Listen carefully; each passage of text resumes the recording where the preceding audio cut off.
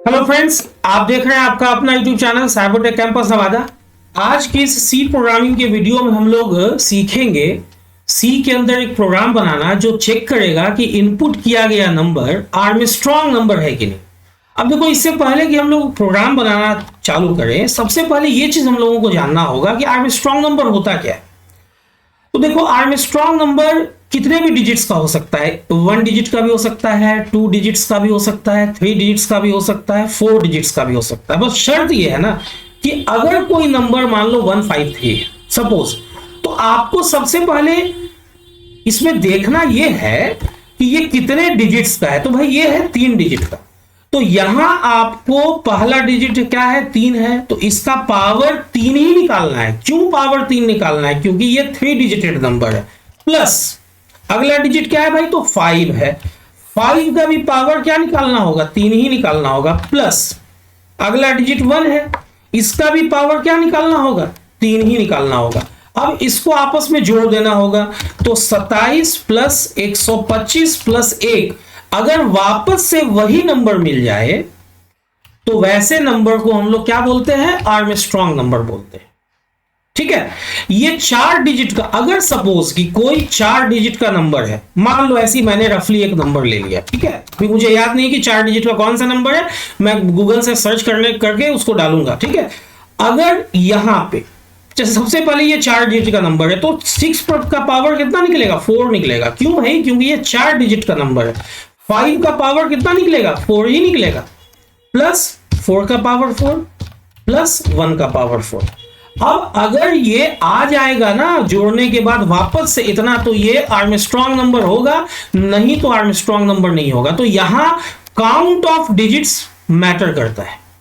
तो सबसे पहले इसको हम लोग सीखते हैं। सबसे पहले देखो, एक एक करके बहुत आराम से, वीडियो थोड़ा लंबा बनेगा, पेशेंस आप रखेंगे और वीडियो के किसी भी पार्ट को स्किप नहीं कीजिएगा। बस एक वीडियो ही काफी होगा समझने के लिए, बहुत स्टेप बाय स्टेप, बिल्कुल अब ड्राई रन करते हुए समझाऊंगा। देखो, सबसे पहले एक तो नंबर हम लोगों को लेना होगा, एक डुप्लीकेट भी लेना होगा उसके वैल्यू को बचाने के लिए। देखना ध्यान से, सबका पता चल जाएगा क्यों। एक काउंट ले लेता हूं 0, अभी और भी वेरिएबल लेना होगा हम लोगों को। चलो फिलहाल ये 3 चीज, यहां पे हम लोग यूजर के लिए मैसेज दे देते हैं कि भाई इंटर एनी इंटीजर।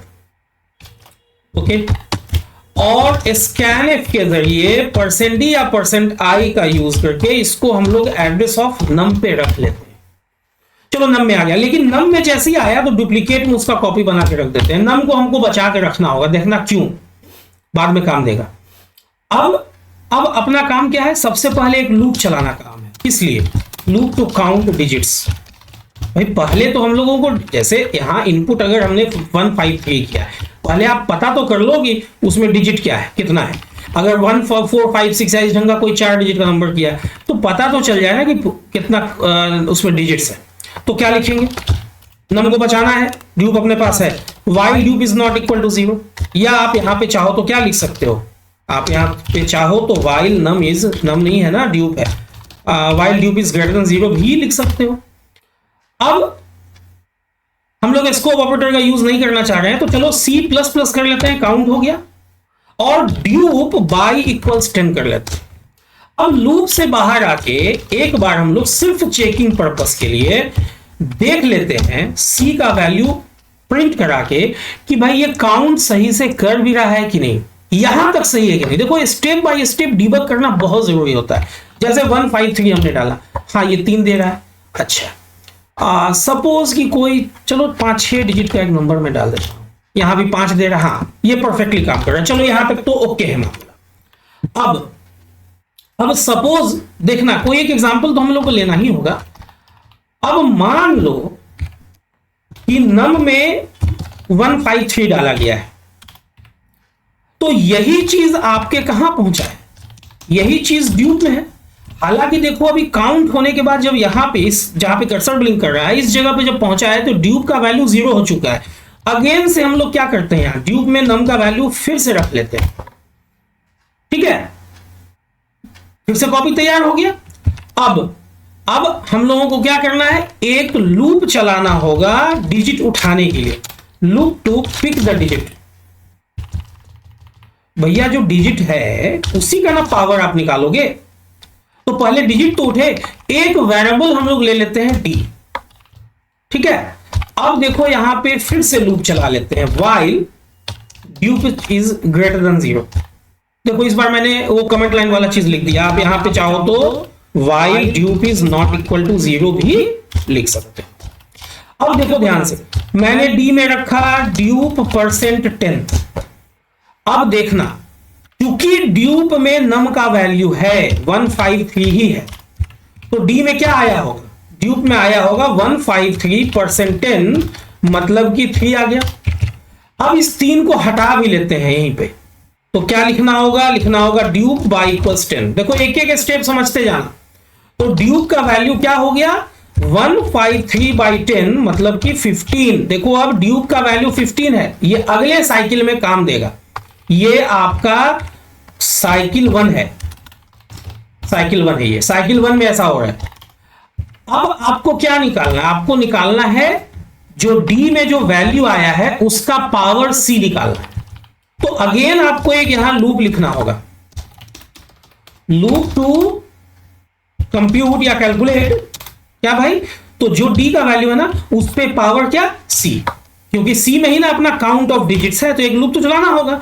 लेकिन सी को मैं डिस्टर्ब नहीं कर सकता हूं, क्योंकि हर एक डिजिट के लिए, हर एक नए डिजिट के लिए सी का वैल्यू क्या होना चाहिए, हर एक नए डिजिट के लिए सी का वैल्यू तो जो काउंट है का वैल्यू आया है वही होना चाहिए। जैसे कि अभी काउंट का वैल्यू सपोज इस केस में 3 आया है, तो अगर 153 के डिजिट 1 3 के लिए सी का वैल्यू 3 है, तो डिजिट 2 5 के लिए भी सी का वैल्यू 3 ही होना चाहिए। तो हमको सी का वैल्यू डिस्टर्ब तो करना नहीं है, सी का वैल्यू तो फिक्स हो चुका है, हम लोगों ने पहले ही निकाल लिया यहाँ पे कि सी का वैल्यू इस केस में क्या आ रहा है, 3 आ रहा है।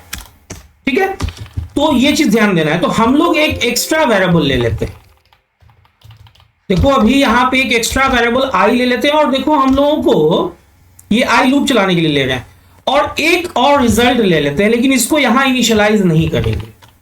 क्यों नहीं करेंगे, इसको भी समझना है। देखो ध्यान से, पहले तो भाई आई हमने लिया है, यहां हम लूप चला देते हैं for I equals 1, I less than equal to कितना, C, less than equal to C, I plus plus.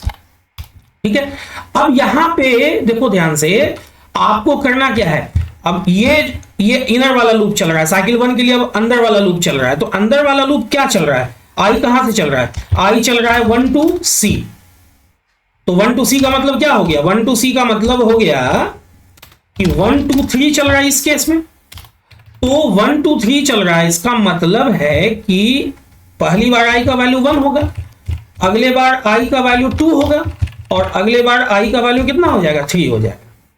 अब ध्यान देना, देखो हर एक इस लूप में आने से पहले यहीं पर हमको इनिशियलाइज कर लेना है रेस को 1 से। यहीं पर क्यों, ऊपर ही क्यों नहीं, देखो हर एक नए डिजिट के लिए रेस का वैल्यू 1 होना चाहिए। ये भी हम लोग जब ड्राई रन करेंगे ना तो पता चल जाएगा। ये हम लोग रीसेट कर रहे हैं, रीसेट रेस वेरिएबल टू 1। देखना अभी इसका इफेक्ट समझ में आएगा। मैं यहाँ पे मैंने यहाँ क्यों इनिशियलाइज किया। यहां फॉर्मूला लिखते हैं res equals res into D. अब ये जो फॉर्मूला है यही आपका रन करने जा रहा है आई के 1 के लिए भी, यही फॉर्मूला आपका आई के 1 के लिए भी रन करने जा रहा है, यही 2 के लिए भी, और यही 3 के लिए भी। अब सपोज कि जब ये 1 के लिए रन किया, तो 1 के लिए जब रन किया तो रिजल्ट में क्या आया, तो रिजल्ट में आया जो रिजल्ट का करंट वैल्यू है। करंट वैल्यू क्या है, तो करंट वैल्यू जो है वो हमने कहां रखा है, साइकिल 1 में ही। अंदर आने के बाद रिजल्ट का वैल्यू हमने क्या किया था, 1 किया था। तो देखो इसको रिजल्ट का वैल्यू 1 मिला, 1 इंटू डी, डी का वैल्यू क्या है, 3 है। यहां देखो ये डी का वैल्यू क्या है, 3 है। तो 1 इंटू 3 क्या हो गया, 3 हो गया। अब जब अगले दफा आया आई के 2 के लिए, तो आई के 2 के लिए फिर से ये फॉर्मूला रन किया, तो रिजल्ट में क्या साइन हुआ, जो करंट वैल्यू, अब करंट वैल्यू 1 नहीं रहा, 3 हो गया है। 3 इंटू 3 इक्वल्स 9। सिमिलरली अगर अगले बार फिर आएगा ही, अगर क्यों, तो क्या रेस का वैल्यू क्या है इस बार, 9 है। 9 इंटू 3 कितना हो गया, 27 हो गया। अब ये जो 27 है इसको हम लोगों को कहां रखना है, इसको जोड़ के कहीं तो रखना होगा, तभी तो इक्वेट करेंगे। तो एक वेरिएबल हम लोग ले लेते हैं एस, एस में रख देते हैं 0। इसको तो यही, क्योंकि एस को रिसेट नहीं करना है, ये जिस वैल्यू को रिसेट करना होता है ना, जिस वेरिएबल के वैल्यू को, उसी को हम लोग जहां पे रिसेट करना है वही लिखते हैं, अदरवाइज सबको ऊपर ही लिख लिया जाता है। अब एस प्लस इक्वल्स जो रेस का वैल्यू है, इसका मतलब क्या होता है कि एस में रखो एस प्लस रेस का वैल्यू।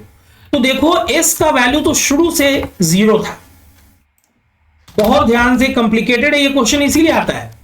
अब एस का वैल्यू 0 था, लेकिन जब इस लूप से बाहर आया तो एस में क्या आ गया, तो एस में आ गया जो एस का वैल्यू है तो 0 है अभी तो फर्स्ट साइकिल में, प्लस रेस का वैल्यू 27 है, मतलब ये 27 हो गया। अब ध्यान देना, साइकिल 2 के लिए ये नहीं चलेगा, साइकिल 2 अब ये क्या करेगा, ये फिर से ऊपर भेजा।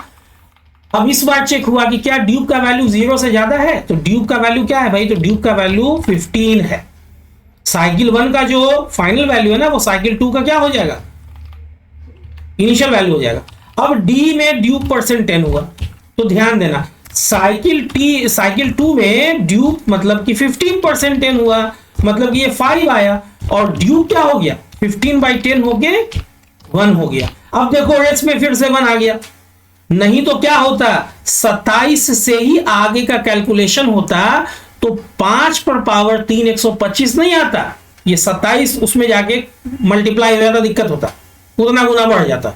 इसीलिए रीसेट हम लोगों ने कहा किया इसको अंदर कि भाई हर एक नए डिजिट के लिए आप रीसेट कर लो। जैसे पेट्रोल पंप पे हम लोग जाते हैं, डीजल या पेट्रोल लेते हैं, तो मान लो कि हमसे पहले कोई ग्राहक गया, उसने 5 लीटर डीजल या पेट्रोल लिया, और फिर मैं गया, मैं भी डीजल या पेट्रोल ले रहा हूं, तो अगर वो रीसेट टू 0 नहीं होगा उस केस में, तो अगर मैं 1 लीटर लूंगा तो हमको कितना देना होगा, रीसेट हुआ नहीं है तो उसका 5 लीटर और फिर मेरा 1 लीटर या 2 लीटर जो भी हम लेंगे, तो उतना का वेरिएशन हो जाएगा ना, मुझे ज्यादा पे करना पड़ जाएगा।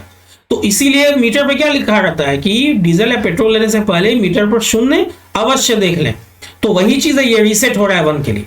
अब अगेन ये चलेगा I 1 2 3, इस बार फिर से जब ये फॉर्मूला रन करेगा तो रिजल्ट का वैल्यू चूंकि 1 है तो 1 इंटू डी का वैल्यू इस बार 5 है, 5 आ जाएगा।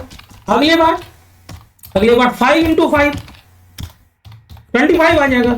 अगले बार 25 इंटू 5 क्या आ जाएगा, 125 आ जाएगा। और एस में इस बार जब रन होगा तो एस का वैल्यू ऑलरेडी 27 है प्रीवियस कैलकुलेशन से, और अभी रेस का वैल्यू क्या है भाई 125, तो ये हो जाएगा आपका इक्वल टू 152। ठीक है। अब जब साइकिल 3 के लिए आए तो साइकिल 3 के लिए ड्यूब का वैल्यू 1 है तो 1% 10 होगा, तो ये क्या हो जाएगा 1 हो जाएगा, और ड्यूब जब 1/10 होगा तो ये 0 हो जाएगा। फिर देखो रेस हो गया रीसेट, फिर ये चला 3 टाइम्स, क्योंकि सी तक चलना है इसको हर बार, तो इस बार 1 इंटू डी का वैल्यू इस बार 1 है, 1 इंटू 1 1 हो गया, फिर 1 इंटू 1 1 हो गया, फिर 1 इंटू 1 1 ही रहा। तो इस बार क्या है रिजल्ट, एस का वैल्यू क्या है 152 है, प्लस रेस का वैल्यू देखो 153 आ गया। तो अगर वापस से वही नंबर आ जाए तो वैसा नंबर क्या कहलाता है, आर्मस्ट्रॉन्ग नंबर कहलाता है। तो लूप से बाहर आने के बाद हम लोग सिंपल एक चेक कर लेते हैं कि भाई जो एस में जो रिजल्ट आया जुट के, अगर that is equal to none, नहीं भी हो सकता है ना, हम लोगों को as a developer as a coder सब कुछ देखना पड़ेगा। तो अगर बराबर है तो आप प्रिंट कर दो कि percentage Armstrong number is an Armstrong number, और परसेंटेज में क्या है नम है, नम इसी तो नम को बचाए थे, एक तो कैलकुलेशन में काम दे दिया और यहां पे भी काम दे रहा है। लेकिन अगर नहीं है बराबर, मतलब else is not an Armstrong number. अब देखो इसको हम लोग एक बार कंपाइल एंड रन करते हैं। अब अपने को पता है कि 3 डिजिट का एक आर्मस्ट्रॉन्ग नंबर 153 है, देखो बता रहा है कि 153 इज एन आर्मस्ट्रॉन्ग नंबर। कोई दूसरा नंबर हम लोग 3 डिजिट का डाल के देखते हैं यहां से। चलो मैंने डाल दिया 121, इंटर, नहीं बता रहा है। अब हम लोगों को तो ये पता नहीं, 2 डिजिट का भी नंबर नहीं पता है, 4 डिजिट का भी नहीं पता है, सिंगल डिजिट का कोई भी नंबर डालोगे आर्मस्ट्रॉन्ग बताएगा, क्योंकि सिंगल डिजिट में पावर 1 कैलकुलेट हो रहा है। अब मान लो नहीं पता है कि 4 डिजिट का आर्मस्ट्रॉन्ग नंबर क्या है, तो हम ऐसे गूगल में लिख लो ना, give me any 4 डिजिटेड Armstrong number. अब देखो आर्मस्ट्रॉन्ग नंबर 94, 74 एक आर्मस्ट्रॉन्ग नंबर देखो यहां दिख रहा है 4 डिजिट का। रन करा के देख लेते हैं इसको। 94, 74 इनपुट डालते हैं, आर्मस्ट्रॉन्ग बताया, बिल्कुल बताया इज एन आर्मस्ट्रॉन्ग नंबर, सही है। अच्छा 3 डिजिट का निकल गया, 4 डिजिट, कोई 5 डिजिट का भी है क्या? देखो 5 डिजिट का भी होगा ही होगा, 93084 है। चलो एक 5 डिजिट के भी एग्जीक्यूट करा के देख लेते हैं, 93084 शायद था, टैब भी मैंने बंद कर दिया। चलो देख लेते हैं, हाँ आर्मस्ट्रॉन्ग नंबर है। तो इस तरह से ये मामला थोड़ा तो कॉम्प्लिकेटेड है, इसीलिए अक्सर ये बीसीए एमसीए या बीटेक वाले स्टूडेंट से पूछा जाता है। तो इस पे प्रैक्टिस चाहिए होगा। लॉजिक मैंने बहुत अच्छे समझा दिया, ड्राई रन करके भी समझा दिया है। सिर्फ यही बात ध्यान देना है कि जितने डिजिट्स का नंबर हो, हर एक डिजिट का उतना ही पावर निकलता है। तो उम्मीद करता हूं कि ये वीडियो आप लोगों को इंफॉर्मेटिव लगी होगी, इससे आप लोगों का आर्मस्ट्रॉन्ग नंबर का कॉन्सेप्ट क्लियर हुआ होगा। अगर एक बार में क्लियर ना हो तो 1-2 बार देखो इसको बहुत स्लो ये करके, और इस जहां जहां जरूरत पड़े स्क्रीनशॉट ले लेना, तो इधर से लॉजिक क्लियर हो जाएगा। तो चलो उम्मीद करता हूँ वीडियो अच्छी लगी होगी। अगर वीडियो अच्छी लगी हो तो वीडियो को लाइक शेयर करना ना भूलें, और इस ढंग के वीडियो में अगर इंटरेस्ट रखते हैं तो इस चैनल को सब्सक्राइब कर दें और बेल बटन को हिट करना ना भूलें, ताकि जो भी वीडियो मैं अपलोड करूँ उसका नोटिफिकेशन आप लोगों से मिस ना हो और वीडियो आप लोग देख सके। वीडियो के अंत तक बने रहने के लिए आप लोगों का बहुत बहुत शुक्रिया, धन्यवाद, थैंक्स।